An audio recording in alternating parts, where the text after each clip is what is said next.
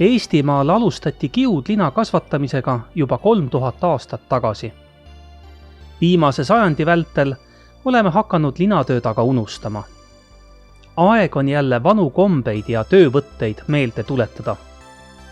Seetõttu liitusimegi Eesti Rahvakunsti ja Käsitööliidu eestvedamisel Rootsist 2021. aastal alguse saanud Põhjamaade ühisprojektiga 1 ruutmeeter lina. On 22. mai 2002 aastal, oleme Lahemaa pärimuskojas ja paneme siin esmakordselt maha 1 ruutmeetri lina. Selline vahva plagu on ootamas, et saab siis meie siin 1 ruutmeetrise lina peenra ette see kinnitatud. Kõik huvilised, kes vaatama tulevad, saavad tutvuda.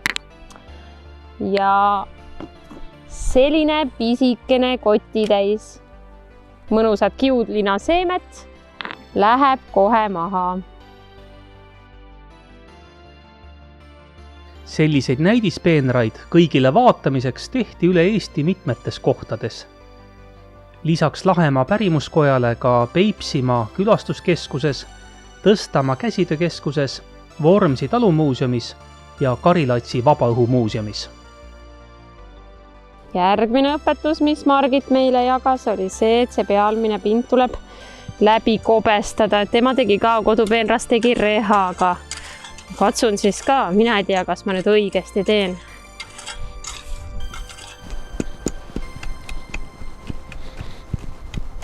Tähtis hetk.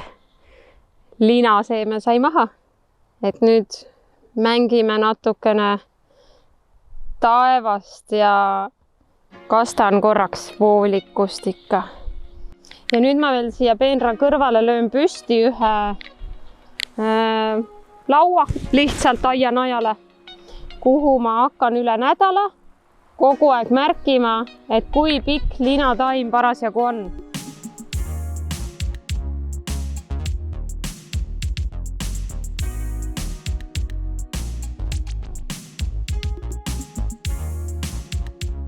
Oleme Tõstamaal, täna on 13. juuni ja meie toredas linapeenras on tärganud lina.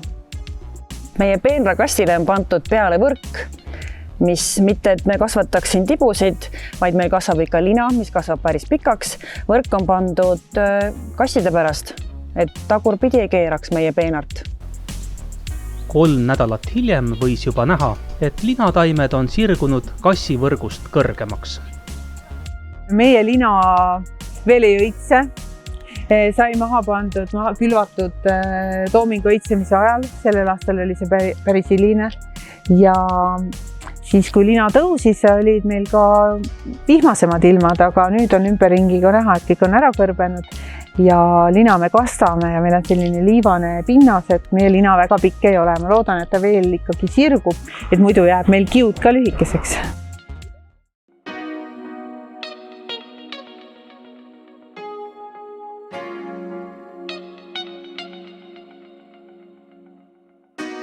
Inimestel on olnud väga huvitav vaadata, kõik on siit läbi jalutanud. Nädal aega tagasi olid siin veel õitses see linalapikene, meil oli ilus sinine. Mina olen tegelikult lapsepõlves ise näinud seda, et kuidas terve põld on need ilusad sinised õisi täised. Sellepärast mind see lina teema nagu kõnetas ka, et ma mõtlesin, et võiks olla inimestel see pisikene elamus siin muuseumis.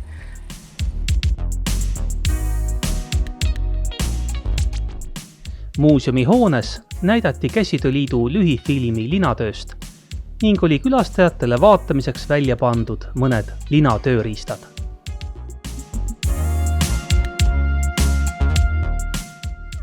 Ja nii see lina küpses. Märkamatult oli möödunud jällegi 1 kuu. Aeg oli hakata saaki koristama.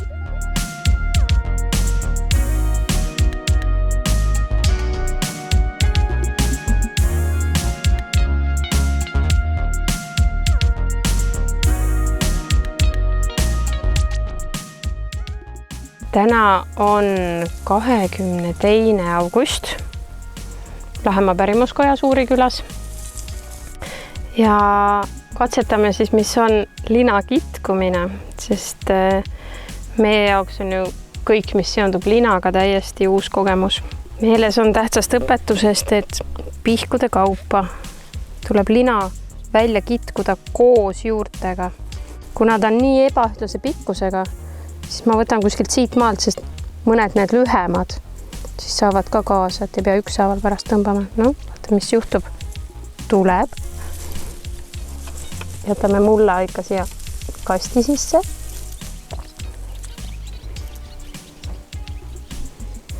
Nii, selline pisike pihutäis tuli. Ikkagi siit maalt on ta siis maa sees. Kuprad on hästi ebaühtlased. Mõni kõriseb nagu kuljus, teine on alles roheline. Kevadine soovitus, et ärge rohige. Tegelikult täiesti õigustab ennast. Sest ma ei suutnud, seda maltsa oli siin nii palju ja siis ma tahtsin, et armsad linataimekesed saaksid kõik kasvada. Ja alguses oligi nii, et see harilik malts oli linast pikem.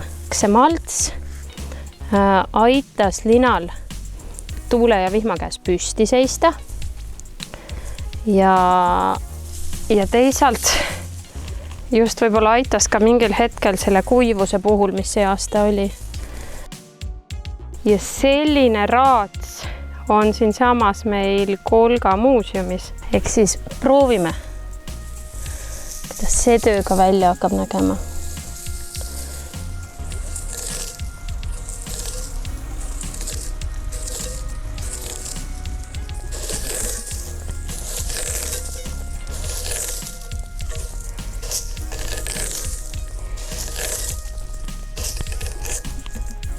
Et leotuseks ma kasutan lambakarjamajad, kus lambaid ei ole praegu. Ehk kaste leotus ehk siis looduse enda niiskus. Aeg-ajalt käime kontrollimas ja vaatame, millal valmis on siis, kui see luu, linaluu, ma saan aru, peaks olema ümbert. Nii et ta murdub ilusti, aga linakiud seal sees on ka veel ilus ja terve.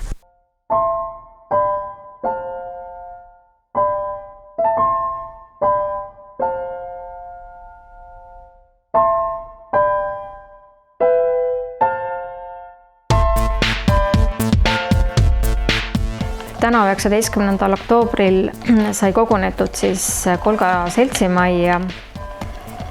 Nii nagu 15.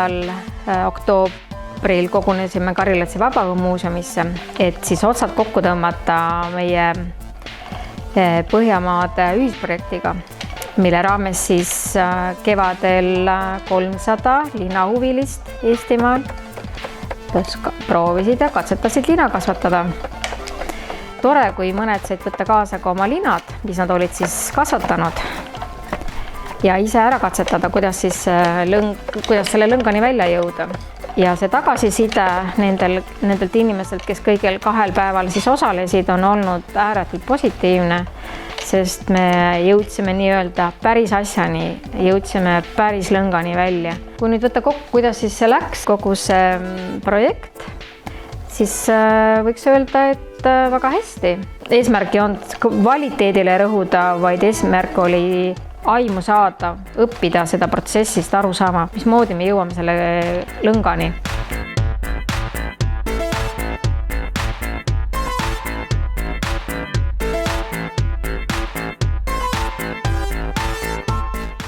Aitäh, et te osalesite, võtsite osa sellest suures projektist, sellest pikast projektist ja olen ääretult tänulik, et selline suur huvi lina vastu. Ja ma usun, et Eestimaa igas kandis varsti õitsetuks linataim iga aasta. Ja millega osatakse ka midagi peale hakata. Et ta lihtsalt ei ole kena põllutaim, vaid et ta tõesti on praktiline taim.